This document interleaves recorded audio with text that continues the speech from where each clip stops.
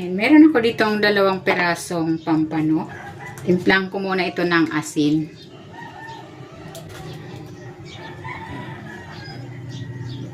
At ng paminta. Irab natin.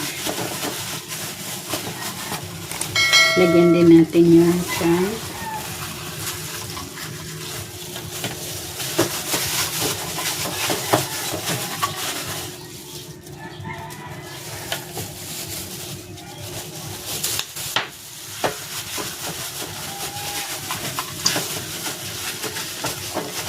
Then, maglalagay ako ng onion flakes dito sa tiyan at ng luya.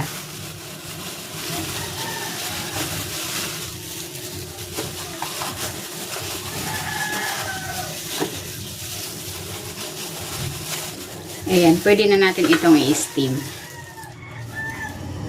Ayan, nagpainit na ako ng tubig. I-steam ko na tong isda. I-steam natin ito for 10 to 15 minutes. Ayan, magpiprepare ako ng sauce. Maglalagay ko ng toyo, oyster sauce, at ng sesame oil. Haluin ko muna.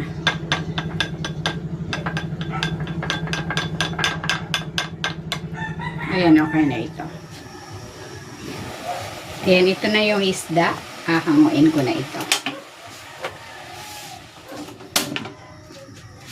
Ilalagay ako ng cooking oil.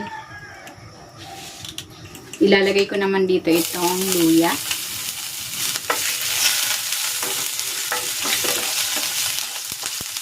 Lutuin natin ito dito hanggang sa mag-golden brown. Ayan, okay na itong luya. Hanguin ko na ito. Ilalagay ko na dito yung ginawa kong sauce.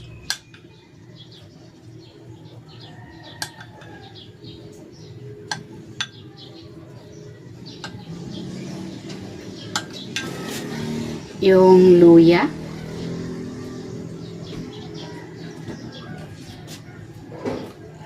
Meron din ako ditong onion leeks.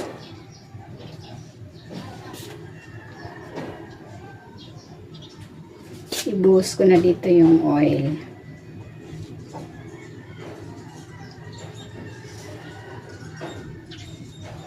Ayan, luto na itong ating pampano with soy ginger sauce.